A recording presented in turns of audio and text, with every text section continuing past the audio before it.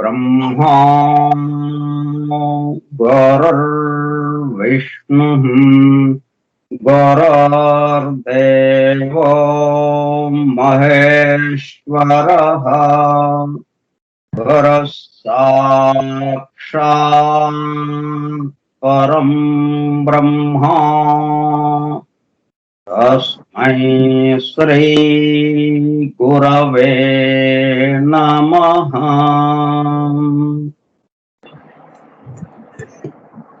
व्यासं वसिष्ठनप्तारं शक्तेः पौत्रमकल्मषम् पराशरात्मजं वन्दे सुकतातं तपोनिधिम् शुक्लाम्बरधरं विष्णुं शशिवर्णं चतुर्भुजं प्रसन्नवदनं ध्यायेत् सर्वविघ्नोपशान्तये। अगज आनन पद्मार्कं गजाननमहर्निशम् अनेकदन्तं भक्तानाम् एकदन्तमुपास्महे। वक्रतुण्ड महाकाय कोटिसूर्यसमप्रभा మీ కెమెరా ఆన్ అయి ఉంది. निर्विघ्नं कुरु मे देवा सर्वकार्येषु सर्वदा। सरस्वती नमस्तुभ्यं वरदे कामरूपिणी विद्यारम्भं करिष्यामि सिद्धिर्भवतु मे सदा।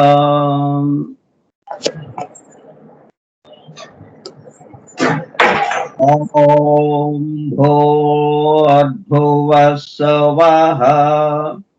ॐ तत्सवितुर्वरेण्यं भर्गो देवस्य धीमहि धियो यो नः प्रचोदयात्।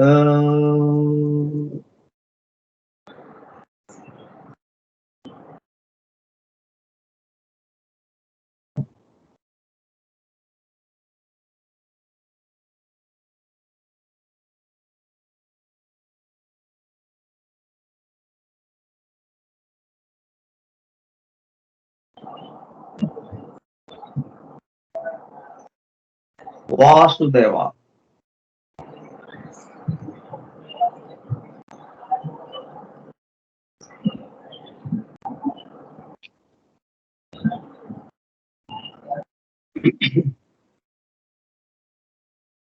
ఫోరం ఫర్ ట్రూత్ సేకర్స్, సత్యాన్వేషకుల బృందం. ఈ పేరే ఆశ్చర్యంలోకెల్లా ఆశ్చర్యం. ఈ పేరు ఏంటి తెలియజేస్తుంది? మనం సత్యాన్ని అన్వేషిస్తున్నాము అని. ఒక బృందము, కొంతమంది, గ్రూప్ ఆఫ్ మెంబర్స్ ఒకదాన్ని అన్వేషిస్తూ వెళ్తున్నారు. ఏమిటది? సత్యాన్ని. అందుకని సత్యాన్వేషకుల బృందం అని పేరు పెట్టాం. ఆ సత్యాన్వేషణ అనేదే ఆశ్చర్యంలోకెల్లా ఆశ్చర్యం. మనము సత్యస్వరూపులమై ఉండి సత్యము కోసం అన్వేషించడం ఎంత తమాషానో చూడండి. ఇప్పుడు మన స్వస్వరూపం ఏంటి? సత్యం. మనం సత్యమై ఉన్నాం, సత్యముగా ఉన్నాం. కానీ సత్యం కోసం ఇక్కడెక్కడ కనపట్లేదండి మాకు. ఎతుకుతున్నాం. అది తమాషా, ఆశ్చర్యంలోకెల్లా ఆశ్చర్యం. అందుకే ఉపనిషత్తుల్లో ఒక చోట ఆశ్చర్యవతు అని చెప్పి ఒక శ్లోకంలో ఒక మంత్రంలో వస్తుందన్నమాట. సరే, అదేమిటో తర్వాత ఆశ్చర్యపోదాం. మన కార్యక్రమంలోనికి వద్దాం. దివ్య జ్ఞాన ప్రబోధిని, ఏ టెక్స్ట్ బుక్ ఆఫ్ థియాసఫీ, గ్రంథ పఠనము మరియు అధ్యయనము కార్యక్రమము. 5వ పాఠము 24/8/2021 మంగళవారము సాయంత్రం 4:30 గంటలు. దివ్య జ్ఞాన ప్రబోధిని స్కైప్ గ్రూపులో సుదూర ప్రాంతాలలో ఎవరింట్లో వారు హాయిగా విశ్రాంతి తీసుకుంటూ ఏకకాలంలో ఒకేసారి ఏమి చేస్తున్నాము? వింటున్నాము. ఏమి వింటున్నాము?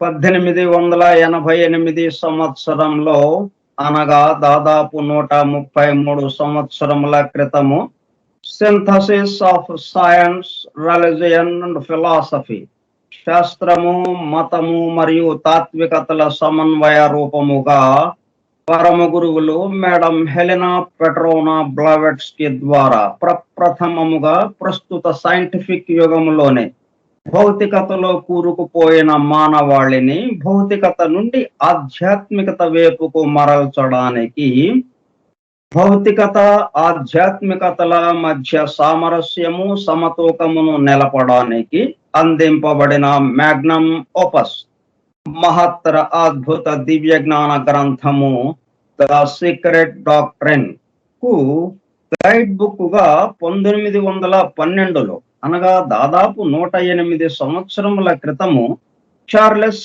వెబ్స్టర్ లెడ్బిటర్ రచించిన ఏ టెక్స్ట్ బుక్ ఆఫ్ థియాసఫీ ఆంగ్ల గ్రంథమును థియోసాఫికల్ సొసైటీ అంతర్జాతీయ అధ్యక్షులుగా పనిచేసిన శ్రీ సి జనరాజదాస గారి ఆజ్ఞతో శ్రీ గుంటూరు వెంకట సుబ్బారావు గారు దివ్య జ్ఞాన ప్రబోధిని పేరుతో ఆంధ్రీకరింపబడి 1942 సంవత్సరంలో, అనగా దాదాపు 80 సంవత్సరముల క్రితము, అడయారులోని థియోసాఫికల్ పబ్లిషింగ్ హౌస్ వారి ద్వారా ముద్రింపబడి ఆంధ్ర భాష మాట్లాడే ప్రజలకు, మేధావులతో సహా సామాన్య ప్రజానీకము దివ్య జ్ఞానము గురించి తెలుసుకుని దానిలో తెలిపిన విషయములను తమ నిత్య జీవితంలో ఆచరణలోనికి తెచ్చుకొనుటకు వీలుగా అందుబాటులోనికి తెచ్చిన గ్రంథ రాజమును forum for truth seekers,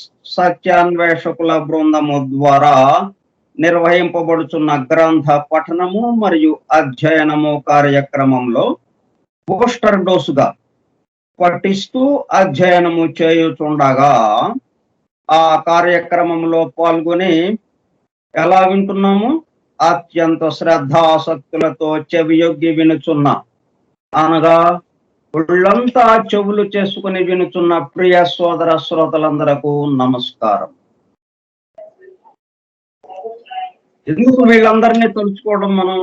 Guntur Venkata Subbarao గారు, జనరాజదాస గారు, లెడ్ బేటర్ గారు, హెలెనా పెట్రోనా బ్లావెట్స్కి, ఆ పైన పరమ గురువులు, ఆ పైన ఎలాగో పరమాత్మ మొత్తాన్ని నడుపుతున్నటువంటి వాడు. వీళ్ళందరినీ ఎందుకు గుర్తు చేసుకోవాల్సి అంటే ఈ గ్రంథముల ద్వారా, ఆ పేర్ల ద్వారా వాళ్ళ నుంచి ఆ వెలుగు మనకి ప్రసారం అవుతూ ఉంటుంది.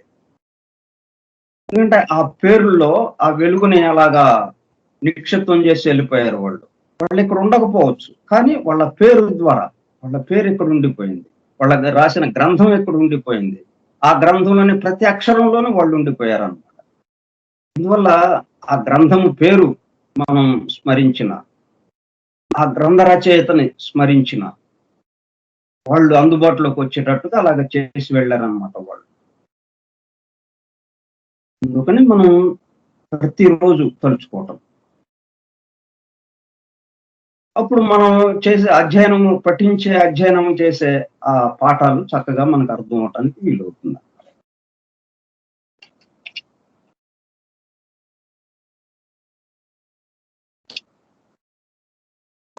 ఈ పఠనము మరియు అధ్యయనము ఎందుకు ఏర్పాటు చేసుకున్నాము? దివ్య జ్ఞానిగా మారుటకు. దివ్య జ్ఞాని అంటే పరిపూర్ణుడు, పరిపూర్ణత్వము చెందినవాడు. పరిపూర్ణుడు అంటే ఉన్న ఒకే ఒక్కడు ఎవరైతే ఉన్నాడో వాడుగా మారుట, సత్యముగా మారటం. కాబట్టి దివ్య జ్ఞాని అంటే ఇప్పుడు మనం చెప్పుకోబోయే దివ్య జ్ఞానమునకు సంబంధించిన వివరములు తెలిసిన వ్యక్తి అని కాదు. అలా అనుకుంటే అసలు మనందరికన్నా ఈ గ్రంథానికి ఎక్కువ తెలుసును కాబట్టి ఈ గ్రంథమును దివ్య జ్ఞాని అని పిలుస్తామా? అన్ని విషయాలు ఈ గ్రంథము చక్కగా ఉన్నాయి.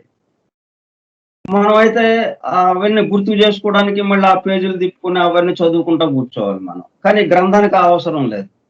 అందుకని గ్రంథాన్ని మనం దివ్య జ్ఞానం అంటామా? అనలేము. దాని బాధ్యత అంతవరకు తన ద్వారా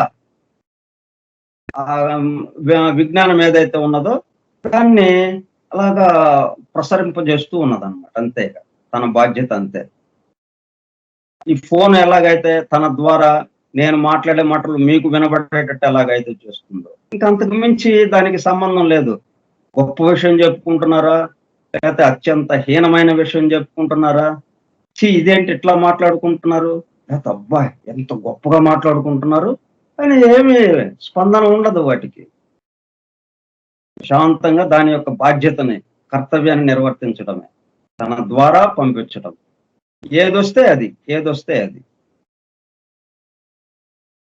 బోధింపబడవలసిన అవసరం, తెలుసుకోవలసిన అవసరం, ఆత్మ విచారము ఎందుకు ఏర్పడినది?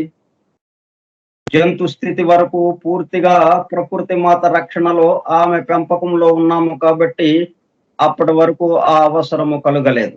ఎప్పుడైతే నరస్థితికి వచ్చామో, మానవుడిగా వచ్చామో, కొంత స్వేచ్ఛ ప్రసాదింపబడినది.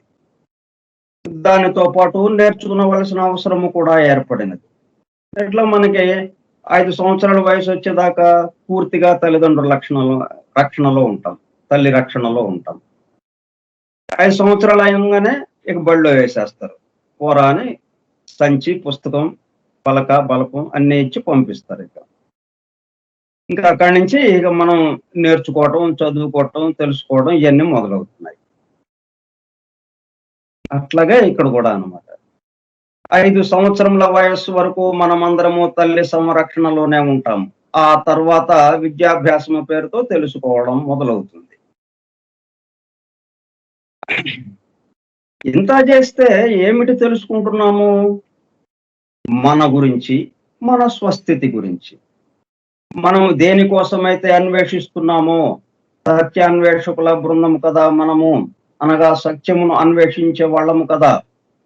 మరి ఆ సత్యం ఎక్కడ ఉన్నది? మనమే. అందుకే ప్రారంభంలో ఆశ్చర్యములలోకెల్లా ఆశ్చర్యం అని చెప్పుకున్నాము కదా. తెలుసుకోవడంలో ఏ పద్ధతిని అనుసరిస్తున్నాము? అయితే ఇప్పుడు దీన్ని మరి ఇంత తేలికైన దాన్ని ఎంత కష్టంగా ఉంది. సెల్ఫ్ రియలైజేషన్ చాలా చాలా కష్టంగా ఉంది మనకి. ఒక రమణ మహర్షి దాన్ని చాలా సాదాసీదాగా చేశాడు. నేనెవరు పో అన్నాడు అంతే. ఇంక వేరే ఏం లేదు. వాదనలు లేవు, ఏమీ లేదు. దాని గురించి చెప్పడాలు, దీని గురించి చెప్పడాలు ఏం లేదు. వచ్చినోడిని అడుగుతున్నది ఎవరు? ఎవరికి కావాలి? నాకు ఇది కావాలండి. ఎవరికి కావాలి? చూసుకో, నేనెవరు పో అన్నాడు. అంత తేలిక చేశాడు ఆయన. మిగతా వాళ్ళందరూ కూడా కొంచెం దాన్ని కాస్త కష్టంగా ఉండేటట్టుగా, అంటే మరీ తేలికైతే ఇక దాని జోలికి రారని అన్నట్టుగా అనమాట. అలాగే ఉంది. కాబట్టి దీనికి రకరకాల పద్ధతులు, వందలు, వేలు, లక్షలు, ఒక్కొక్కళ్ళు ఒక్కొక్క రకంగా వాళ్ళకి అందిన దానికి తగ్గట్టుగా. ఇప్పుడు మనం ఇక్కడ మరి ఆత్మ విద్యను నేర్చుకోవడానికి, దివ్య జ్ఞానము గురించి చెప్పుకోవడానికి మనం ఇక్కడ కూర్చున్నాం. మనం ఏ పద్ధతిలో బోధింపబడుతూ ఉంది ఇక్కడ, అది కొంత అవగాహన ఉండాలి మనకి. ఏ పద్ధతిని అనుసరిస్తున్నాం? మన చుట్టూ ఉన్న సృష్టికి సంబంధించిన అమరికను, కూర్పును, సృష్టింపబడుచున్న విధమును, ఒకటి అనేకమైన విధానమును తెలుసుకొనడం ద్వారా, అవగాహన చేసుకొనడం ద్వారా, త్రూ అండర్స్టాండింగ్, ఇక్కడ ఆ పద్ధతిలో నేర్పబడుతూ ఉందన్నమాట. ఓన్లీ అండర్స్టాండింగ్ అంటే ఉన్న అమరిక.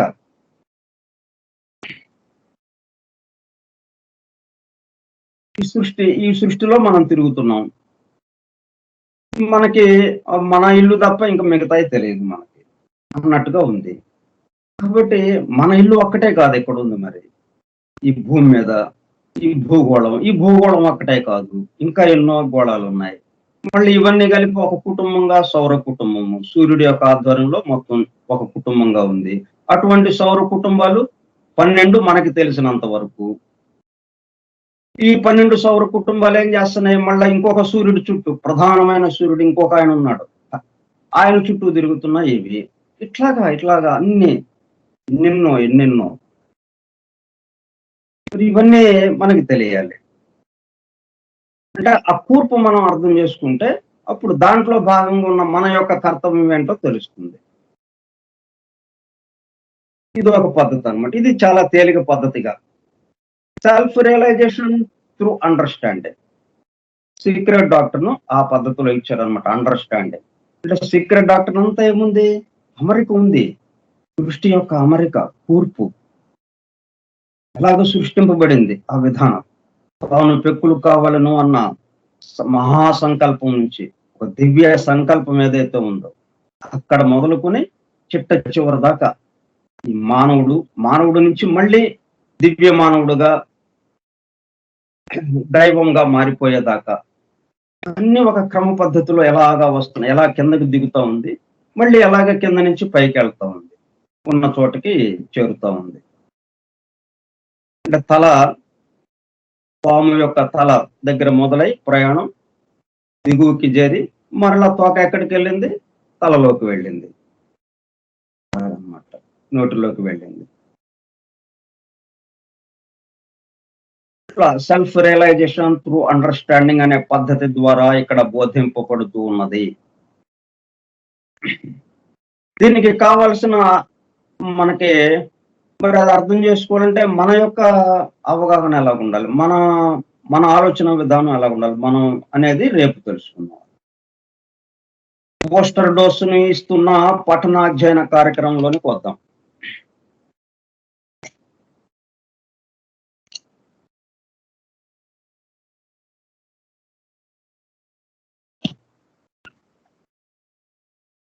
మనం ఇది తత్వశాస్త్రానికి సంబంధించిందిగా ఉంది, ఈ దివ్య జ్ఞానము మతానికి సంబంధించిందిగా ఉంది, చివరికి భౌతిక శాస్త్రానికి సంబంధించిందిగా కూడా ఉంది. వీటన్నిటి యొక్క కలయికగా, వీటన్నిటి యొక్క సింథసిస్ గా ఈ దివ్య జ్ఞానం మన ముందుకు ఉంచబడింది అన్నమాట. అంటే ఇప్పుడు మతానికి సంబంధించింది దీంట్లో లేదనుకోండి, కాబట్టి ఇది పరిపూర్ణం కాదు, సగమే ఉన్నట్టు అవుతుంది. అట్లా కాకుండా ఇప్పుడు ఉన్న మనకు అందుబాటులో ఉన్నటువంటివి ఏవైతే ఉన్నాయో అన్నిటికన్నా పరిపూర్ణంగా ఉందన్నమాట ఈ దివ్య జ్ఞానం. దీన్ని పట్టుకుంటే మనం ఇంకెక్కడికైనా, దేంట్లోకైనా శాస్త్రంలోకైనా వెళ్ళిపోవచ్చు, సైంటిస్టుల దగ్గర కూడా మనం మాట్లాడవచ్చు, తత్వవేత్తలతో మనం మాట్లాడవచ్చు, మతానికి సంబంధించిన వాళ్ళతో, మతాధిపతులతో కూడా మనం మాట్లాడవచ్చు. అంతటి గొప్ప వెలుగు దీంట్లో ఉందన్నమాట. వాళ్ళు దాని వరకే పరిమితమై ఉన్నారు. సైంటిస్టు భౌతిక విషయాలు అంటే ఎఫెక్ట్స్ నుంచే వాళ్ళ పరిశోధన కాబట్టి, కాజ్ వాళ్ళ దగ్గర లేదు కాబట్టి అది పరిపూర్ణం కాదు.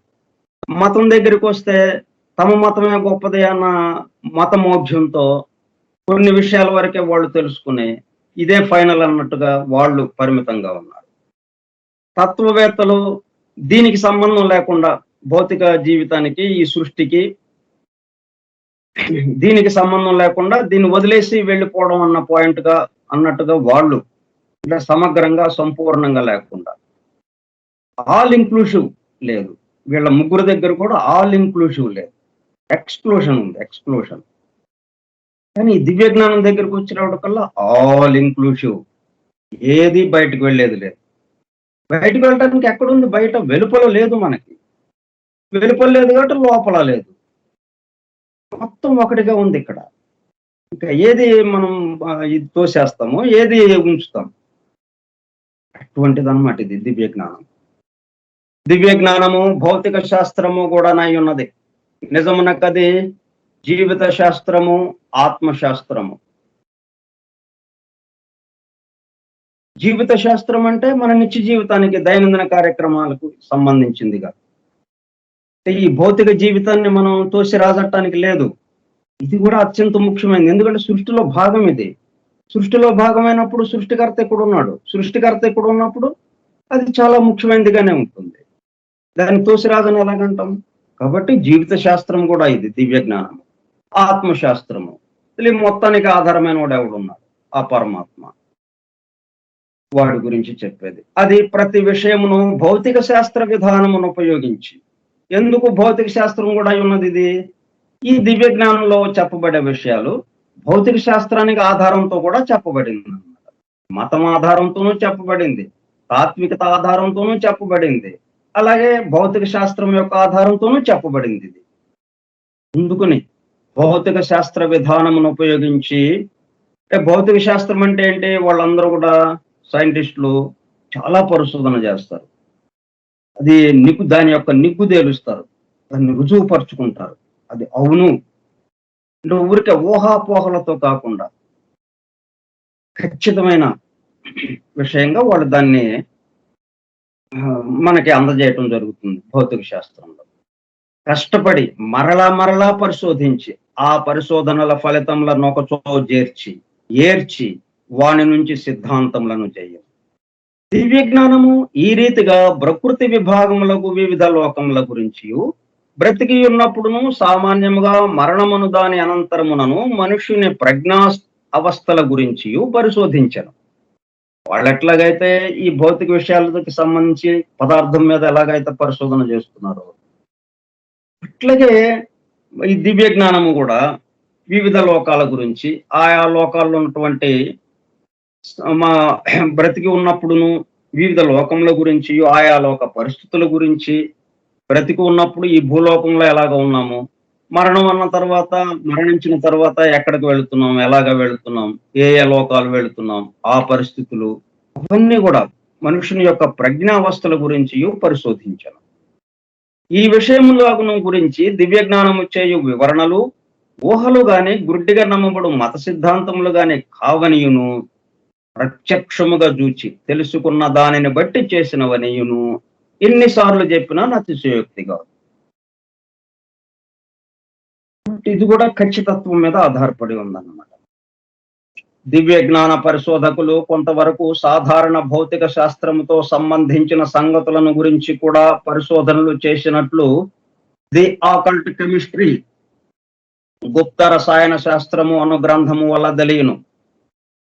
అది లెడ్బెటరు, ఆనిబిసెంట్ వీళ్ళిద్దరూ కలిసి పరిశోధన చేశారు. దివ్య జ్ఞానం, దివ్య శ్రవణము, దివ్య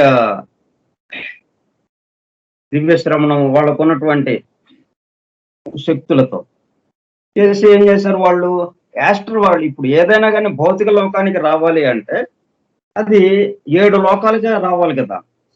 మొత్తం 7 లోకాలుగా మనం దీని మనకి అనుకూలంగా మనం అర్థం చేసుకోవడానికి, గ్రహించడానికి వీలుగా మన మనకి సౌకర్యానికి తగ్గట్టుగా 7 లోకాలుగా విభజించాం. 7 ఉంటాయని కాదది. మనకి వీలుగా ఉండటం కోసం. ఆ ఆ విభాగం చేశాం మనం. ఇప్పుడు ఏదిగా ప్రారంభమైనా ఎక్కడి నుంచి బయలుదేరుతుంది? ఆ మొదటి లోకం నుంచి ఈ 7వ లోకమైన భౌతిక లోకానికి చేరుతుంది. కాబట్టి ఈ భౌతిక లోకంలోకి ఏ పరిశోధన, ఏ విషయం, ఎక్కడ ఏదొచ్చినా గాని మొట్టమొదటిగా ఎక్కడ బయలుదేరిందనమాట? ఆత్మలోకంలో అక్కడ బయలుదేరింది మొదటి లోకంలో. చేరి నెమ్మదిగా కిందకి దిగుతూ యాస్ట్రల్ వరల్డ్‌కొచ్చి అక్కడి నుంచి భౌతిక లోకానికొచ్చింది. కామలోకం నుంచి భౌతిక లోకానికొచ్చింది. ఇప్పుడు వీళ్ళేం చేశారు? బెసెంట్, ఆనీ బెసెంట్, లెడ్ బీటరు వాళ్ళు ఏం చేశారంటే కామలోకంలో ఏం జరుగుతూ ఉందో చూశారు. కామలోకంలో ఈ మూలకాలకి సంబంధించిన విషయాలు అక్కడ ఎలాగా ఉన్నాయి అని చూశారు వాళ్ళు. దాదాపు 100 మూలకాల గురించి చెప్పారు వాళ్ళు. వాళ్ళు చెప్పిన కొన్ని మూలకాల గురించి 100 అని కాదు, కొన్ని మూలకాల గురించి చెప్పారు వాళ్ళు. అప్పటికి ఇంకా భూలోకంలో ఆ మూలకాల గురించిన ప్రస్తావన లేదు. సైంటిస్టులు ఇంకా ఏదో పరిశోధనలు చేస్తున్నారు. ఏవేవో లేవో అన్నట్టుగా పరిశోధనలు జరుగుతూ ఉన్నాయి. వాటి గురించిన ప్రస్తావన ఏమాత్రం లేదు. అటువంటిది వాళ్ళు ది ఆకల్ట్ కెమిస్ట్రీ 100 సంవత్సరాల క్రితమే రాశారు ఆ గ్రంథం. ఆ పరిశోధనల ద్వారా, ఆ పరిశోధన ఫలితాలుగా ఈ గ్రంథం ప్రచురింపబడింది. The occult chemistry. దాంట్లో రాబోయే మూలకాల గురించి, అంటే యాస్ట్రల్ వరల్డ్ ఆల్రెడీ వాళ్ళు చూసి వాటి యొక్క లక్షణాలు ఎలా ఉంటాయి అని చెప్పి ఆ వివరాలన్నీ ది ఆకల్ట్ కెమిస్ట్రీ గ్రంథంలో ఇచ్చారు. అది వచ్చిన 100 సంవత్సరాల తర్వాత సైంటిస్టులకు అందుబాటులోకి వచ్చింది. అప్పుడేమైంది? భూలోకానికి దిగిందనమాట. భూలోకానికి వచ్చినప్పుడు అప్పుడు వీళ్ళకి అందింది సైంటిస్టులకి. కాబట్టి ఇది మనం దివ్య జ్ఞానానికి సంబంధించిన విషయాలన్నీ కూడా ఇట్లాగా వాళ్ళు పరిశోధించి చక్కగా చెప్పి ఉన్నారనమాట. కాబట్టి ఇది శాస్త్రం కూడా అయి ఉన్నది. ఈ దివ్య జ్ఞానము అన్నది శాస్త్రము కూడా అయి ఉన్నది అని మనం చెప్పుకోవడానికి వీలుగా ఉందన్నమాట. పరిశోధించి తెలుసుకున్న విషయాలు ఇవి. మరణానంతర స్థితి ఎలా తెలుస్తుంది మనకి? మనం పుట్టిన దగ్గర నుంచి మరణించబోయే ముందు వరకు మనకు అవగాహనకు ఉంది. మరి ఆ తర్వాత మరణానంతర స్థితి తెలియదు. మరణించిన తర్వాత ఏం జరుగుతుంది? మరలా పునర్జన్మ ఉందో లేదో మనకు తెలియదు. అన్ని వాళ్ళు పరిశోధించారు. తర్వాత సౌర కుటుంబం ఎలాగ నడుస్తూ ఉంది, ఆ సూర్యుని నుంచి ఆ శక్తి వెలుగు ఎలాగ ప్రసారం అవుతా ఉంది, వాటి ఆధారంతో మిగతా గ్రహగోళాలు ఎలాగ తయారయ్యాయి, ఈ విషయాలన్నీ కూడా పరిశోధించి చెప్పారు. అందుకని ఇది శాస్త్రం కూడా అయి ఉన్నది. అంటే పరిపూర్ణంగా మనకిచ్చారు ఈ దివ్య జ్ఞానాన్ని. ఎక్కడ తరుగు లేదు, లోటు లేదు. దీంట్లో ఈ విషయం చర్చించలేదు అనుకుంటానండి అంటానికి లేదు. ఇక మనం ఇంకెక్కడికైనా వెళితే దీంట్లో ఇది చర్చించబడలేదు అనుకుంటానండి, దీని గురించి చెప్పినట్లేదే అన్నది అనుకోవచ్చు మనం. వేరే చోట ఎక్కడికి వెళ్ళినా కానీ, మతం దగ్గరికి వెళ్ళినా, తత్వశాస్త్రం దగ్గరికి వెళ్ళినా, శాస్త్రం దగ్గరికి వెళ్ళినా, భౌతిక శాస్త్రం దగ్గరికి అలాగా కొరవ ఉంటుంది. కానీ దివ్య జ్ఞానం దగ్గరికి వచ్చినప్పటికల్లా ఏమాత్రం కొరవ లేదనమాట. ఏమాత్రం తరుగుదల లేదు. సంపూర్ణంగా ఇట్లా ఇచ్చారు పరమ గురువులు బ్లెవెట్స్కి ద్వారా మానవాళికి. ఎందుకంటే మానవాళి ప్రమాదాల్లో పడబోతా ఉంది. ఆ ప్రమాదం నుంచి తప్పించుకోవడానికి, ఆ ప్రమాదం నుంచి రక్షింపబడటానికి దీన్ని అందుబాటులోకి తీసుకొచ్చారు మనం. ది ఆకల్ట్ కెమిస్ట్రీ గుప్త రసాయన శాస్త్రమున గ్రంథము వల్ల తెలియను. కనుక దివ్య జ్ఞానము తత్వదర్శనము యొక్కయు, మతము యొక్కయు, భౌతిక శాస్త్రము యొక్కయు లక్షణముల కలిగి ఉన్నదని తెలియచున్నది. పూర్ణంగా ఉందన్నమాట. ఏదైనా పట్టుకుంటే ఫుల్గా ఉండాలన్నది, ఏదో కొద్దిగా కొరవది మనకెందుకు అనుకుంటామో లేదా? బెస్ట్ క్వాలిటీ, ది బెస్ట్ అన్నిట్లోకి మనకు అందుబాటులో ఇప్పుడున్న ప్రస్తుతం మనకు అందుబాటులో ఉన్నటువంటి జ్ఞానం మొత్తం కూడా దీంట్లో ఉంది. ఒక్క భగవంతుడి గురించిన జ్ఞానమే కాదు, ఈ భౌతిక జీవితం గురించిన జ్ఞానం. ఎందుకంటే దీన్ని వదిలేయకూడదు మనం. ఇది కూడా సృష్టిలో భాగమే కదా, సృష్టికర్త సృష్టించిందే కదా. కాబట్టి ఇది ఎంత వాల్యుబుల్, ఇది ఎంత విలువైనది. దీన్ని తీసేస్తే ఎలాగా మనం? దీని ద్వారానే మనం ఆయన్ని చేరాలి. ఆయన చేరాలంటే ఇక్కడే చేరాలి ఆయన్ని. మళ్ళీ వైకుంఠానికి వెళ్ళి చేరటం కాదు, భూలోకంలోనే చేరాలి. అది ఆయన యొక్క సంకల్పం. ఈశ్వర సంకల్పం ఏంటి? ఇంత అనేకత్వంలో ఏకత్వాన్ని దర్శించండి. ఇది ఆయన యొక్క సంకల్పం, ఆయన ఇచ్చ అది. కాబట్టి ఆ ఇచ్చ ఇక్కడ నెరవేరబడాలి భూలోకంలోనే. మన ఈ గందరగోళంలోనే, మన నిత్య జీవితంలోనే మన బాధ్యతలు నిర్వర్తించుకుంటూ ఇంతమందిలో ఇన్ని రకాలుగా ఉన్నటువంటి దీంట్లో ఇక్కడ మనం ఏకత్వాన్ని దర్శించాలి. అది ఆయన అంటుంది. అందరూ కలిపి కాదు, మనం ఎవరికి వాళ్ళు మనం దర్శించాలి. రమణ మహర్షి దర్శించాడు, ఆయన ఇంకెక్కడ తొట్టురు పడలేదు కదా, ఎక్కడ కంగారు పడలేదు. మరి ఆయన ఉన్నప్పుడు మరి యుద్ధాలు ఉన్నాయి, గందరగోళాలు ఉన్నాయి ఆయన చుట్టూ, మరి ఆయన ఏం కంగారు పడలేదు. కానీ ఆయన వల్ల ఎక్కువ మంది దైవానుభూతిలోకి వెళ్ళటానికి వీలైంది ఆయన యొక్క దీనివల్ల. ఇట్లాగా మనం ఎవరికి వాళ్ళంగా ముందు మొదటగా, అప్పుడు ఒక్కొక్కళ్ళం అయ్యేటప్పుడు కల్లా నెమ్మదిగా మొత్తం భూమి మీద ఉన్నటువంటి సమస్త జీవులు పరిపూర్ణులు అయిపోతారు. మొత్తం ఈ మట్టి మీద దివ్యమైనటువంటిది ఆ మిన్ను ఆకాశం ఏదైతే ఉందో, ఆ స్వర్గలోకం ఏదైతే ఉందో ఇక్కడ దిగిపోతుంది. భూలోకమే స్వర్గలోకం అయిపోతుంది అన్నమాట. భూలోకం స్వర్గలోకం అవ్వాలి, ఆయన యొక్క ఇచ్ఛది. వాణిని చక్కగా సంక్షేపించి 3 ముఖ్య భాగములుగా చెప్పినారు. అయితే అలసట చెంది ఇంత కష్టపడి మేము ఎక్కడ చేయగలుగుతాం? అలసట చెంది ఉన్న ఈ లోకమునకు భౌతిక విషయాలతోనే, రోజువారీ కార్యక్రమాలతోనే పొద్దున లేచి రాత్రి పడుకునేదాకా ఎన్నెన్ని టెన్షన్లు, ఎన్నెన్ని గందరగోళాలు, ఇంత కష్టాలు వీటితో గడుపుతూ మళ్ళీ ఇదొకటి మేము ఎక్కడ నేర్చుకోవటం, ఇవన్నీ ఎక్కడ తెలుసుకోవటం మేము అని ఈ అలసట చెంది ఉన్న ఈ లోకమునకు దివ్య జ్ఞానం ఇచ్చు సువార్త ఏమని అడగవచ్చును. మాకేదైనా తేలిగ్గా ఏం కష్టం లేకుండా విన్నంత మాత్రాన, read the book, see the light. అయితే హియర్ సీ ద లైట్. వినడం, చదవడం కష్టం, కొని వినండి చాలు. See the light.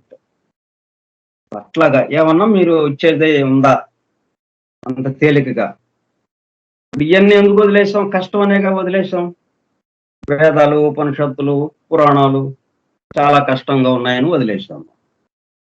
మరి ఇట్లా ఏదైనా తేలికైన మార్గం ఉందా? దివ్య జ్ఞానం ఇచ్చు సువార్త ఏమని అడగవచ్చును. ఈ పరిశోధనల వల్ల తేలిన ముఖ్యాంశములెవ్వి.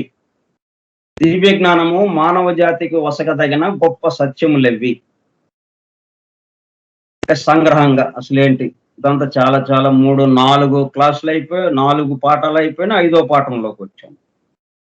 ఇంత వివరంగా, ఇంత కష్టంగా కాకుండా మాకు సంగ్రహంగా టూకీగా చెప్పండి, ఏదో ఒక మాటలో, 1 వర్డ్. మన ఇప్పుడంతా కూడా ఆబ్జెక్టివ్ టైప్ కదా. క్వశ్చన్ వేస్తే ఒక 3-4 ఆప్షన్స్ ఇస్తారు, ఆ 4గిట్లో ఏది కరెక్టో చెప్పండి, అయిపోయింది. ఏం కష్టం లేకుండా. మామూలుగా ప్రశ్నకి సమాధానం రాయాలంటే ఒక 1/2 పేజీనో రాయాలి. ఇవన్నీ మేము ఎక్కడ రాస్తాం? ఒక్క రైట్ ఆర్ రాంగ్, ఒక్క మాటతో అంత అయిపోవాలి అన్నట్టుగా ఈ దివ్య జ్ఞానం ఏమన్నా అట్లాగిస్తుందా? దానికి సంబంధించి ఇట్లాగిస్తున్నారు అనమాట. మన మీలో కోటేశ్వరుడు ఎవరు కార్యక్రమం ప్రారంభమైంది కదా, దాంట్లో మరి అన్నీ ఆప్షన్స్ సింపుల్ గా. ప్రశ్న వస్తే ఏది కరెక్ట్, 4 రకాలు ఇచ్చారు, 4గిట్లో ఏది కరెక్ట్ అన్నట్టుగా. వానిని చక్కగా సంక్షేపించి 3 ముఖ్య భాగములుగా చెప్పినారు. 3 మాటల్లో చెప్పేశారండి. ఏంటంటవి? 3 సత్యములున్నవి. అవి కేవలమును నాశన రహితములునైనను వాక్కు కతీతములొగుటను గూఢముగా నుండిపోవచ్చు. వాక్కుకి అతీతములగుటను గూఢముగా నుండిపోవచ్చును. ఆ 3 సత్యాలు. మనుషుని ఆత్మ అమృతుడు. మనుష్యుని ఆత్మ అమృతుడు. అమృతత్వం కలిగినది. అంటే మరణం లేదు. మరణం అనేది లేదు. ఎందుకని? జన్మ అనేది లేదు కదా. ఊరికే ఇలా నాటకంగా సాగిపోతూ ఉన్నది ఇది. ఈ సృష్టి సృష్టింపబడడం, సృష్టి స్థితి లయములు, మరలా లయము నుంచి మరలా సృష్టి స్థితి లయములు ఇలాగా గుండ్రంగా తిరుగుతూ ఉంది వర్తులాకారంగా. కానీ వాస్తవంగా జన్మించడం లేదు కాబట్టి మరణించడము లేదు. ఎప్పుడు ఉండేది ఎప్పుడు ఉంటుంది అంతే. అందుకనే అమృతుడు. ఆ ఆత్మ యొక్క భవిష్యత్ వికాసమునకు గాని శోభకు గాని హద్దు లేదు. శోభకు గాని హద్దు లేదు. అంటే ఎక్కడ దాకా వెళ్ళిపోతాం మనం? పరిపూర్ణుడు ఎవరైతే ఉన్నాం మొత్తానికి ఆధారం తత్వం. ఆ పరమాత్మగా మారిపోయేదాకా మనకి హద్దులు లేవు అన్నమాట. అక్కడికి వెళ్ళిపోతే అసలు హద్దే లేదు. పరమాత్మగా పరిపూర్ణుడు అయిపోతే ఇంకా హద్దు లేదు. అట్లా మనుషుని ఆత్మ, దాని గురించి ఆ విషయం, అదొక సత్యము. ఇప్పుడు మనం ఏమనుకుంటున్నాం? మనుష్యుడు మృతి చెందితే ఇంక లేడు అనుకుంటున్నాం. పుట్టాడు, పెరిగాడు, చనిపోయాడు, ఇంక లేడు ఆయన ఉన్నట్టుగా భావిస్తున్నాం మనం. కానీ మరణించలేదు, అమృతుడు ఆయన, మరణం లేదు. మరి దేహం ఇక్కడే ఉండిపోయింది కదా. మరి ఆ దేహం కదలటలేదు ఇప్పుడు, అంతకుముందు కదిలింది. మరి ఇప్పుడు కదలకుండా ఎలాగ ఉండిపోయింది? దాంట్లో ఉన్నవాడు ఎవడో లేడనమాట. వాడు ఎప్పుడు ఉండేవాడు అనమాట. ప్రాణమునిచ్చు తత్వము లోపలను బయటను నివసించి ఉన్నది. ప్రాణమునిచ్చు తత్వము లోపలను బయటను నివసించి ఉన్నది. అది మరణము లేనిది, నిత్య ఉపయుక్తమైనది, వినబడనిది, కనబడనిది, వాసన చూడబడనిది. అంటే పంచేంద్రియాలకు అందదు అది, కానీ తెలియగోరు వారికి తెలియనది. దాని గురించి తెలుసుకోవాలి అని అనుకుంటే వాళ్ళకి తెలుస్తుంది. ఇప్పుడు బెసెంట్, లెడ్బెటర్ వీళ్ళందరూ తెలియడం వల్లే ఇది ఉందని వాళ్ళు మరి వాళ్ళ పరిశోధనల ద్వారా ఇది రాయగలిగారు.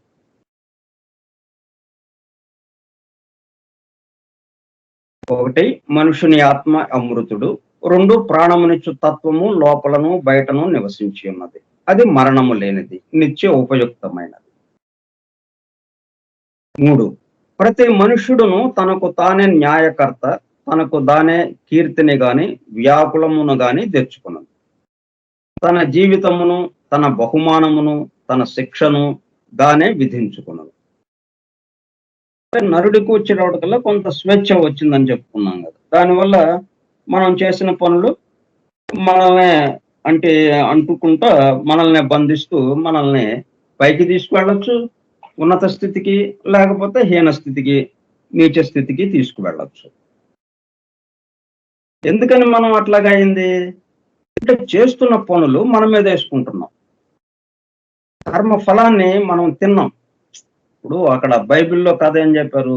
ఆదం, ఈవు హాయిగా తిరగంటారు బాబు, విహరించండి, బ్రహ్మాండమైన ఉద్యానవనం ఉంది, అంటే బిగ్ బాస్ లో లాగా హాయిగా ఉండండి, చేయాల్సిన పని లేదు, శుభ్రంగా తినండి, తిరగండి,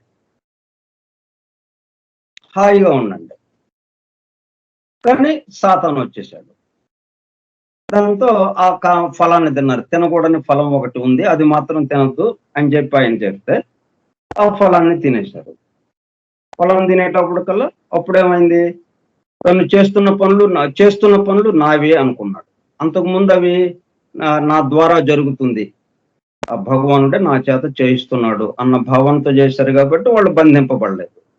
ఎప్పుడైతే ఆ కర్మఫలాన్ని తినేశారో, చేస్తున్న పని నేనే చేస్తున్నాను అనేటప్పటికల్లా కర్మఫలం, ఆ చేసిన పని యొక్క ఫలితం మనల్ని చుట్టుకుంది.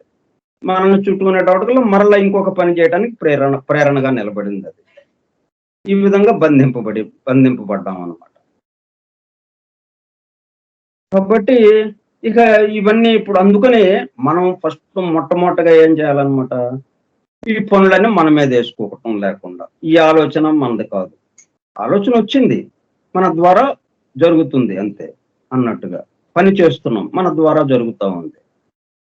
ఫోన్ ఎట్లాగైతే ఇక్కడ మాట్లాడిన మాటల్ని ఇంకొకళ్ళకి వినిపించటం అంతే అది. ఇంక వేరే దానికి దాంట్లో బాధ్యత వహించదు. ఇది నేను చేస్తున్నాను అనుకోవట్లేదు అది. అందుకే ఫోన్ బంధింపబడట్లేదు. మనమేమో బంధింపబడుతున్నాం. కాబట్టి మన ద్వారా జరుగుతూ ఉన్నది అని అనుకోవటమే. అనుకోకపోవటం వల్ల ఏమైంది ఇప్పుడు, తనకు తానే న్యాయకర్త, తనకు తానే కీర్తిని గాని, వ్యాకులమును గాని తెచ్చుకొనును. తన జీవితమును, తన బహుమానమును, తన శిక్షను తానే విధించుకొనును. జీవితం ఎంత మహత్తరమైనదో, ఎంత మహత్తరములైన ఈ సత్యములు మనుష్యుని అతి సరళ హృదయం అంతా సరళము. ఈ 3 సత్యాల గురించి కొంచెం మనం అవగాహన చేసుకుంటే చాలా తేలిగ్గా మనం మన జీవితాన్ని నడుపుకోవటానికి, సుఖంగా ఉండడానికి అవకాశం ఉంటుంది. ఆ దైవానుభూతిలోకి వెళ్ళడానికి అవకాశం ఏర్పడుతుంది. సంగ్రహముగా లౌకికుని మాటలలో చెప్పినచో, ఇంకా దీన్ని సంగ్రహించి, ఇంకా తేలిక మాటల్లో మనం చెప్పుకోవాలి అంటే, భగవంతుడు మంచివాడు, మనుష్యుడు అమర్త్యుడు. మరణించేవాడు కాదు, చనిపోయేవాడు కాదు. మనము ఏ విత్తును నాటినా నా ఫలము అనుభవింతుము. ఏ విత్తు నాటితే ఆ విత్తుకు సంబంధించిన చెట్టు వస్తుంది, వృక్షము వస్తుంది, ఆ వృక్ష ఫలాలు వస్తాయి. కాబట్టి విత్తేటప్పుడే మనం ఆ విత్తనాన్ని, ఈ విత్తనం నాటాలా లేదా కొంచెం మన చేతిలో ఉంది. అది ఆలోచన వచ్చింది, ఈ ఆలోచన మన అభివృద్ధికి పనికొచ్చేదా కాదా? ఒక్క క్షణం, ఒక్క క్షణం మనకి సమయం ఉంది. ఆలోచన వచ్చిన తర్వాత అది యాక్షన్ లోకి రావడానికి మధ్యన ఒక్క క్షణం విరామం ఉందన్నమాట. ఆ విరామంలో మనం ఎదురుగా మళ్ళీ దీన్ని ప్రశ్నించుకోవచ్చు, దానికి కూడా అవకాశం ఉంది. ఇది మన అభివృద్ధికి పనికొచ్చేదా కాదా? ఒక్క ప్రశ్న చాలు. మరి అభివృద్ధికి పనికిరాని ఎందుకు మనకి మన నెత్తి మీద వేసుకోవటం? ఇంకా అంతే, అక్కడి నుంచి అట్లా ప్రారంభమవుతుంది. మనకి బ్రహ్మాండమైన మంచి ఆలోచనలు నెమ్మదిగా వస్తాయి ఇక తర్వాత. మనము ఏ విత్తును నాటినా నా ఫలము అనుభవించుము అని దీని అర్థం. నిర్దిష్టమైన ఏర్పాటు ఒకటి ఉన్నది. సృష్టి అంతా కూడా ఒక నిర్దిష్టమైన ఏర్పాటుతో నడుస్తూ ఉన్నది. అది జ్ఞానుల నాయకత్వమున మార్పులేని పద్ధతులను బట్టి నడుచుచున్నది. ప్రకృతికి సంబంధించి, సృష్టికి సంబంధించి ఒక ఏర్పాటు అలా నడుస్తూ ఉన్నది. ప్రకృతి సంబంధించి నియమ నిబంధనలు, చట్టాలు అవన్నీ ఉన్నాయి. వాటికి అనుగుణంగా చట్టాలకు లోబడి ఈ సృష్టిలో ఉన్నటువంటి జీవుల్ని ముందుకు తీసుకెళ్ళటం ఎలాగా అనేది పరమగురు పరంపర చేస్తున్నారు. వాళ్ళ పరిపాలక వ్యవస్థ ఈ చట్టాలకు లోబడే వీళ్ళని ముందుకు తీసుకువెళ్ళటం ఎట్లాగా అనే పద్ధతులు వాళ్ళు ఆలోచిస్తున్నారు. దాని యొక్క ఫలితమే మనకి దివ్య జ్ఞానం మనకు అందజేయబడటం. ఎందుకంటే ఇవన్నీ విషయాలు మనకు అందజేయబడటం వల్ల ఏమైంది, చాలా తేలికైంది మనకి. ఇట్లా ఉంది కాబట్టి మనం ఇట్లా ఎందుకు చేద్దాం, ఇలా చేసుకుందాం మనం అన్న ఆలోచనకి మనం రావడానికి వీలవుతా ఉందన్నమాట. అదే ఇది లేకపోతే, ఈ దివ్య జ్ఞానము మనకు అందుబాటులోకి లేకపోతే ఇంకా గుడ్డిగా వెళ్ళిపోయే వాళ్ళం ఇక దారి తెలియక. ఎందుకంటే ఏది పరిపూర్ణంగా లేదు. మనకి అందుబాటులో ఉన్నవి ఏవి చూసినా కానీ పరిపూర్ణంగా లేవు. దానివల్ల తప్పుడు అడుగులు వేస్తూ అక్కడక్కడే ఆగిపోయే పరిస్థితి ఏర్పడేది. ఈ దివ్య జ్ఞానం రావడం వల్ల మనకి సంపూర్ణమైన అవగాహన ఏర్పడి, అండర్స్టాండింగ్ వచ్చి చక్కగా మన జీవితాన్ని మలుచుకోవటానికి వీలైందన్నమాట. ఆ ఏర్పాటులో మనుషునికి ఒక స్థానం ఉన్నది. వాడు ఆ పద్ధతులను అనుసరించి ప్రవర్తించుతున్నాడు. వాడు ఆ పద్ధతులను బోధపరుచుకుని వానికి సహకారి అయిన ఎడల త్వరలో పురోభివృద్ధి నొంది సుఖించును.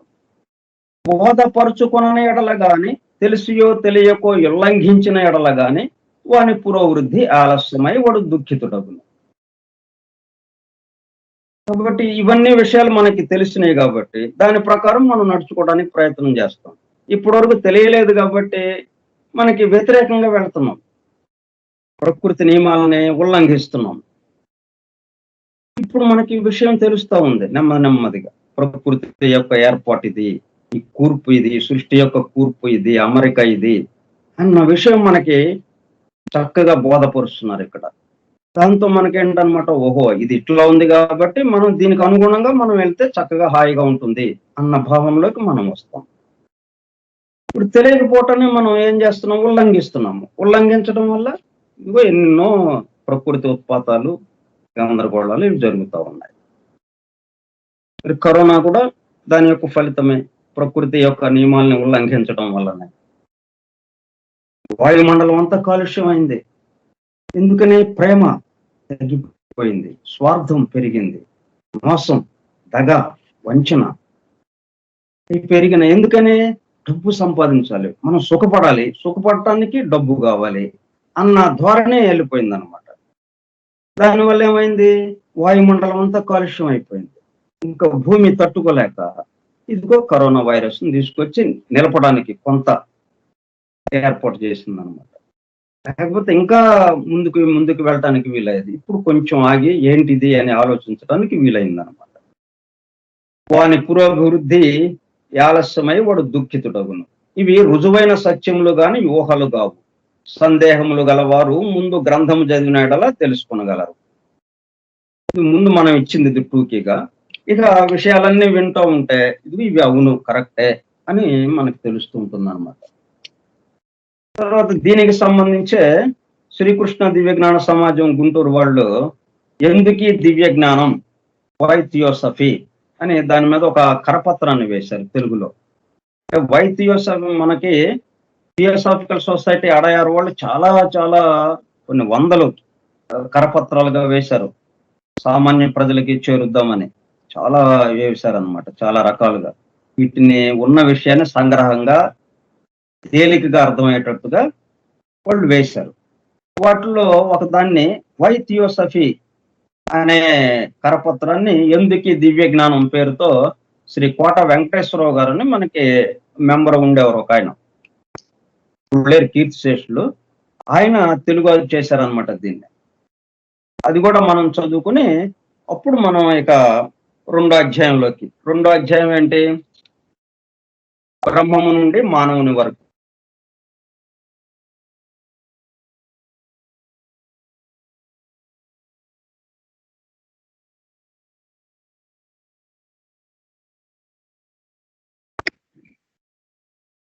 కాబట్టి ఇది కూడా మనకి ఇప్పుడు ఇది చదువుకుంటే చక్కగా సరిపోతుంది అనమాట.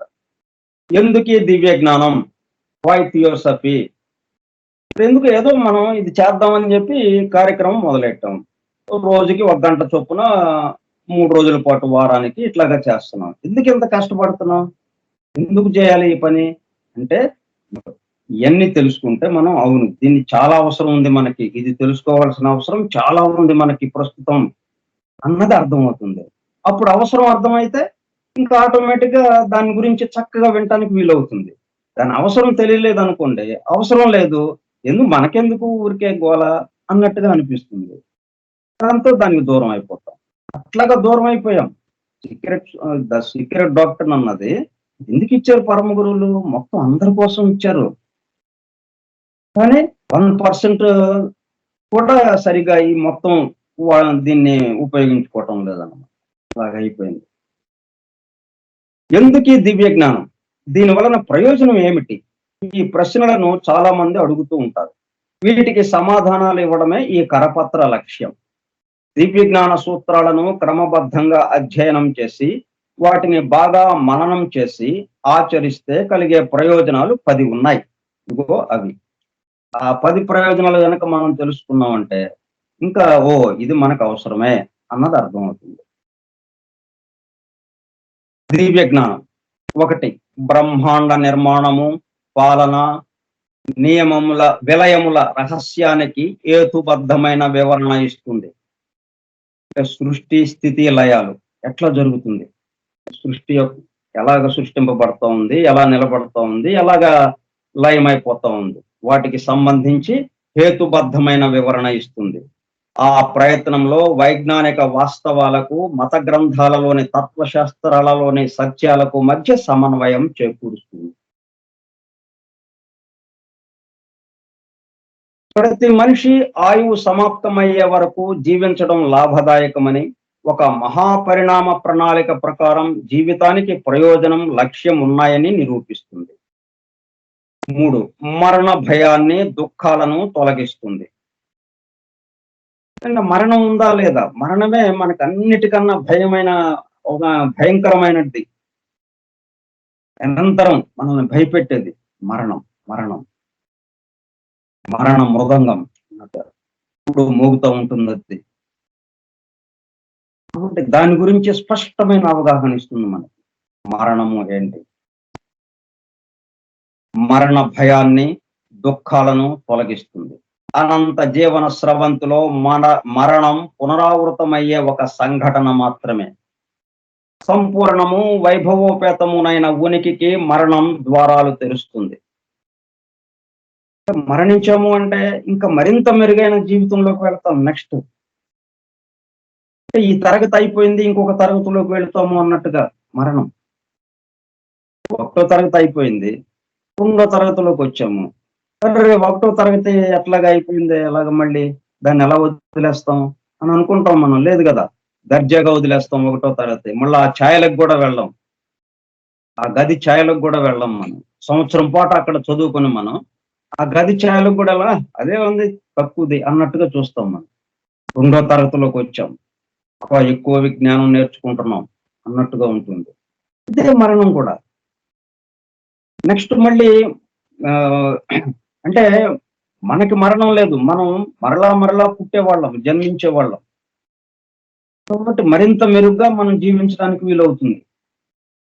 ఆ విషయాల్ని మనం తెలియజేస్తుంది. అనంత జీవన స్రవంతిలో మరణం పునరావృతమయ్యే ఒక సంఘటన మాత్రమే. సంపూర్ణము, వైభవోపేతమునైన ఉనికికి మరణం ద్వారాలు తెరుస్తుంది. నైతిక జీవనం వాంఛనీయమని నచ్చజెబుతుంది. ఇట్లా ఉండు అని ఖచ్చితంగా శాసించడం కాకుండా, నువ్వు ఇట్లా ఉన్నావు అనుకో నీకు ఎంత హాయిగా ఉంటుంది, ఇలా ఉన్నావు అనుకో నీవే దుఃఖం కానీ వస్తా ఉంది కదా నీకే అని మనం చేసే పనులు ఇలాగా ఉంటే ఎలా ఉంటుంది, ఇలా ఉంటే ఎలాగ ఉంటుంది అని నచ్చజెబుతుంది అనమాట. ఎట్టి విత్తు నాటితే అట్టి ఫలమే లభిస్తుంది కదా అని గుర్తు చేస్తుంది. దాని అర్థం ఏమిటంటే ప్రతి మనిషి తన అదృష్టానికి తానే నియామకుడు. పూర్వజన్మల కర్మఫలమే ప్రస్తుత జన్మకు కారణం. ఈ జన్మలో చేసే కర్మలే రాబోయే జన్మను నిర్ణయిస్తాయి. ఈ ఒక్క విషయం చాలు కదా మనకి. పూర్వజన్మల కర్మ ఫలమే ప్రస్తుత జన్మకు కారణం. ప్రస్తుత జన్మ, ఈ జన్మలో వస్తున్నటువంటి సుఖ దుఃఖాలు అన్నిటికీ కారణము. మరి మనకి సుఖం కావాలి, శాంతి కావాలి అంటే దానికి తగ్గట్టుగా ఇప్పుడు పని చేసుకుంటే మనకి నెక్స్ట్ ఆ సుఖము శాంతి హాయిగా ఉంటాం. కాబట్టి మనం సుఖము శాంతిగా ఉండాలంటే ఇప్పటి నుంచే మొదలెట్టు. నిన్నేదో జరిగిపోయింది, నిన్నటిది మనకి తిరిగి రాదు, వెనక్కి రాదు.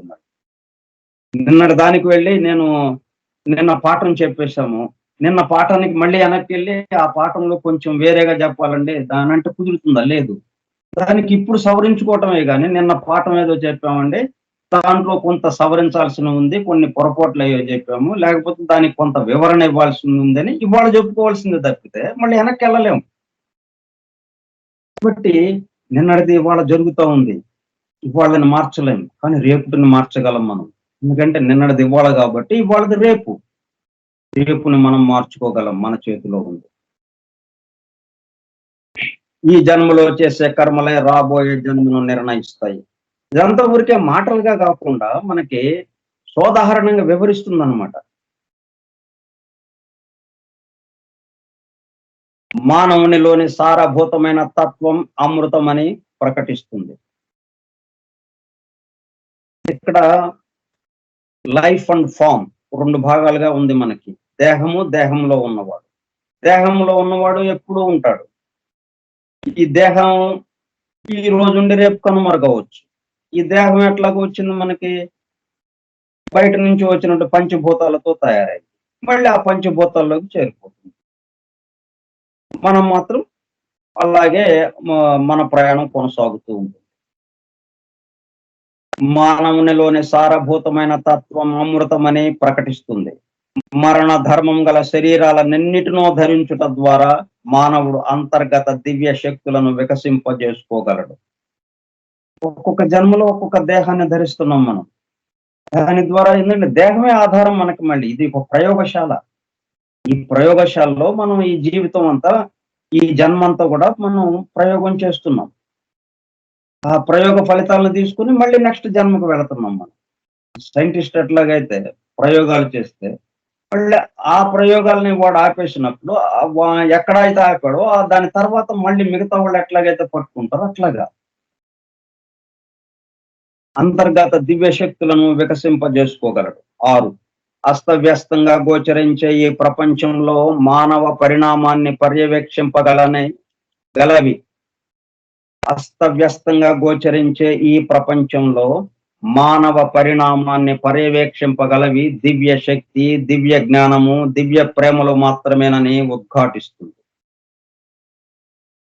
7. నానా విధములైన జీవిత అనుభవముల ద్వారా క్రమ పద్ధతిలో తనలోనే వికసించిన దైవ స్వరూపాన్ని మానవుడు తనలోనే తెలుసుకోవాలని బోధిస్తుంది. ఇప్పుడు సత్యం తనలోనే, తనే సత్యంగా ఉన్నాడు. కొత్తగా కనుక్కునేది ఏం లేదు. ఉన్నదాన్ని ఉంది అని మనం భావన చేయటం, అనుభూతి చెందడం. అది ఇక్కడ మనకి చక్కగా తెలియజేస్తుంది. అది మేలుకునేటట్టుగా చేస్తుంది అనమాట. 8. మత గ్రంథాలు, సిద్ధాంతాలలోని గూఢార్థాలను బహిర్గతం చేసి వాటిపై క్రొత్త వెలుగును ప్రసరింపజేస్తుంది. ఉన్నవి మత గ్రంథాలు కాదు, పవిత్ర గ్రంథాలు. పవిత్ర గ్రంథాల్లో ఉన్న విషయం అంతా సృష్టికి సంబంధించింది. సృష్టికి సంబంధించిందంటే సమస్త మానవాళికి సంబంధించింది. కాబట్టి వాటిలో అయితే గూఢంగా ఇచ్చారు, గూఢార్థాలను గూఢంగా ఇచ్చారు, చాలా నిగూఢంగా ఇచ్చారు, అంది అందనట్టుగా ఇచ్చారు. వాటి యొక్క గూఢార్థాలన్నీ బయటకు తీసుకొచ్చి స్పష్టంగా మనం దర్శించేటట్టుగా దీంట్లో ఇచ్చారన్నమాట ఈ దివ్య జ్ఞానంలో. అందువల్ల ఇది వచ్చిన తర్వాతే మనకి సుపర్ణ సూక్తము చక్కగా వివరించగలిగారు, భాగవతం చక్కగా వివరించగలిగారు. ఇట్లా అన్ని రకాలుగా ఏది పట్టుకున్నా కానీ బైబిల్ మనకి 3 భాగాలు 4 భాగాలు వచ్చింది పుస్తకాలు. ఆ బైబిల్లో ఉన్నటువంటి అంతరార్థాలు ఏంటి చక్కగా రాశారు దీని యొక్క వెలుగులో. మత గ్రంథాలు, సిద్ధాంతాలలోని గూఢార్థాలను బహిర్గతం చేసి వాటిపై క్రొత్త వెలుగును ప్రసరింపజేస్తుంది. సర్వమానవ సౌభ్రాతృత్వాన్ని ధృవీకరించి అట్టి విశ్వాసానికి ఆధ్యాత్మికము, హేతుబద్ధమునైన ఆధారాలను సమకూర్చి పెడుతుంది. అందరం సోదరులం. ఎట్లాగయ్యాం? జగన్మాత పితరులు ఒకళ్ళే. ఒకళ్ళ నుంచి ఇదంతా ఆవిర్భవించింది. అప్పుడు మనందరం ఒక కడుపు నుంచి వచ్చిన వాళ్ళమే కదా, ఒక ఉదరం నుంచి వచ్చిన వాళ్ళు. కాబట్టి సహా ఉదరం, సోదరుడు వాటన్నిటికీ ఆధారాలు సమకూర్చి పెడుతుంది. కాబట్టి మనం ఊరికి నోటి మాటతో చెప్పడం కాదు, ఇవన్నీ వీటన్నిటికీ ఆధారాలతో సహా మన ముందు ఉంచుతుంది. అందుకు దివ్య జ్ఞానం ఇప్పుడు మనకి చక్కగా ఉపయోగపడుతుంది అని దాన్ని తీసుకున్నాం మనం. జాతి, మత, లింగ, వర్ణ వివక్షత లేని విశ్వ మానవ సౌభ్రాతృత్వ కేంద్ర నిర్మాణము, సర్వమత గ్రంథముల, తత్వశాస్త్రముల, విజ్ఞాన శాస్త్రముల అధ్యయనము, తులనాత్మక పరిశీలనము, వాటన్నిటిలోనూ ఏమేంటి చెప్తున్నారు, వాటన్నిటికీ వెనుక ఉన్న ఆధారమైంది ఏంటి? ఒకే విషయాన్ని ఎలాగా విడివిడిగా చెప్పారు. వాళ్ళు చెప్పే దాంట్లో ఒకే విషయం ఎట్లాగా ఉంది, ఒకే ధర్మం గురించి ఎట్లాగా వివరించారు వాళ్ళు. ఆ తులనాత్మక పరిశీలన. అవ్యాఖ్యాత ప్రాకృతిక ధర్మములను, మానవాంతర్గత శక్తులను పరిశోధించుట అను లక్ష్యములు గల వ్యక్తుల సమాజం యొక్క ఆచరణ సాధ్యమైన గమ్యం అదే దివ్య జ్ఞాన సమాజము. దివ్య జ్ఞానాన్ని మొత్తం ప్రపంచవ్యాప్తంగా అందరికీ చేరవేయడం కోసం ఒక సంస్థ ఉంటే ఒక క్రమ పద్ధతిలో అందరికీ చేరవేయడానికి వీలవుతుందనే ఉద్దేశంతో పరమ గురువులు చెప్పలేదు, వీళ్ళు అనుకున్నారు. ఆల్కాట్, బ్లవెట్స్కి వీళ్ళు అంగీకరించారు. ఓహో, మీరు అనుకోండి అంటే వీళ్ళు ఏం చేశారు, దివ్య జ్ఞానాన్ని మీకు అందజేస్తున్నాం. ఎందుకు? మొత్తం సమస్త మానవాళికి మీరు అందజేయాలి. మీరు ఎట్లా అందజేస్తారు అనేది మీ యొక్క ఇష్టం, మీ స్వేచ్ఛ. అది స్వేచ్ఛ వసకబడింది. మీరు ఈ పద్ధతిలోనే అందజేయాలి అని వాళ్ళు నియమాలు పెట్టలేదు, శాసనం పెట్టలేదు. ఈ పద్ధతిలోనే అన్నది లేదు, మీ ఇష్టం. కానీ మీరేం చేయాలి, అందరికీ అందుబాటులోకి తీసుకురావాలి. అందుకని మనం వీళ్ళు ఏమనుకున్నారంటే ఒక సంస్థ పెడితే ఆ సంస్థ ద్వారా ఒక క్రమ పద్ధతిలో చక్కగా అందరికీ అందజేయడానికి వీలవుతుంది అన్న భావనతో ద థియోసాఫికల్ సొసైటీ 1875 నవంబర్ 17న ఆవిర్భవించింది. దాని ద్వారా జరగాల్సిన వర్క్ జరుగుతూ ఉంది నెమ్మదిగా. ఇప్పుడు దాని యొక్క దీంట్లోనే మనం ఈ విధంగా మనం చెప్పుకోవడానికి అవకాశం ఏర్పడింది. ఆ సంస్థ ఉండడం వల్ల సీక్రెట్ డాక్టర్ని దాన్ని నెమ్మదిగా ముందుకి తీసుకొస్తా ఉండడం వల్ల ఆ సీక్రెట్ డాక్టర్ నుంచి ఇది రావడం వల్ల మనకి టెక్స్ట్ బుక్ ఆఫ్ థియోసఫీ, దాని నుంచి గుంటూరు వెంకట సుబ్బారావు గారు దివ్య జ్ఞాన ప్రబోధిని రాయడం వల్ల అది మనం చెప్పుకోవడానికి అవకాశం ఏర్పడింది. ఎందుకు దివ్య జ్ఞానం, దివ్య జ్ఞానం అంటే ఏమిటి, ఇది మనకి అవసరం ఉందా లేదా, నేర్చుకోవాల్సిన అవసరము, తెలుసుకోవాల్సిన అవసరం ఉందా లేదా, ఈ విషయాలన్నీ మనం చర్చించుకున్నాం. ఈ చర్చ యొక్క సారాంశంగా ఇది మనకి అందుబాటులోకి వస్తే పరిపూర్ణంగా ఉంది. ఇది దీంట్లో చెప్పబడ్డ విషయాలన్నీ కూడా మిగతా వాటిల్లో కన్నా పరిపూర్ణంగా మనకు అందజేయబడేటట్టుగా ఉంది అన్నది ఒకటి అవగాహన వచ్చింది. సృష్టికి సంబంధించిన సమస్త విషయాలు మనకి ఒక సైన్స్ లో ఎట్లాగైతే చెప్తున్నారో, శాస్త్రంలో ఎలాగైతే వివరిస్తున్నారో అట్లా దీంట్లో వివరింపబడి ఉంది. కాబట్టి ఇది మనం తెలుసుకోవడానికి చక్కగా ఉపయోగపడుతుంది. కాబట్టి ఇది మనకు అవసరమే అని ముందు మనకి నిర్ధారణకు వచ్చారని అనుకుంటున్నాను. కాబట్టి రేపటి నుంచి ఇక దివ్య జ్ఞానం ఏమైతే బోధిస్తున్నదో, ఏ ఏ విషయాలు ఈ సృష్టికి సంబంధించి అవి రేపటి నుంచి చెప్పుకుందాం. స్వస్తి ప్రజాభ్యః పరిపాలయంతాం న్యాయేణ మార్గేణ మహీం మహిషాః ఓ బ్రాహ్మణేభ్యః శుభమస్తు నిత్యం లోకాః సమస్తాః సుఖినో భవంతు.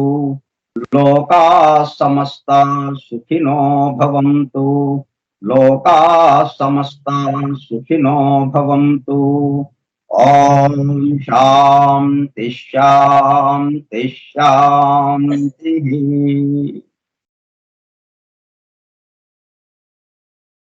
అందరికీ ధన్యవాదములు. Thank you sir.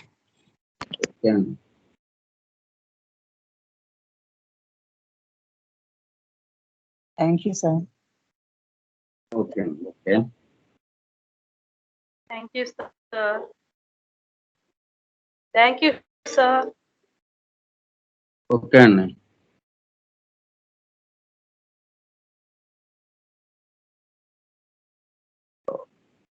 Thank you sir.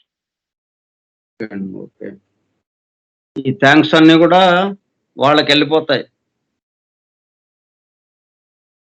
పరమ గురువులు పరమాత్మ దాకా వెళ్ళిపోతుంది అన్నమాట. గుంటూరు వెంకట సుబ్బారావు గారు మొదలుకొని పరమాత్మ దాకా వాళ్ళకి వెళ్ళిపోతాయి. మీరు చెప్పిన థ్యాంక్స్ అన్ని కూడా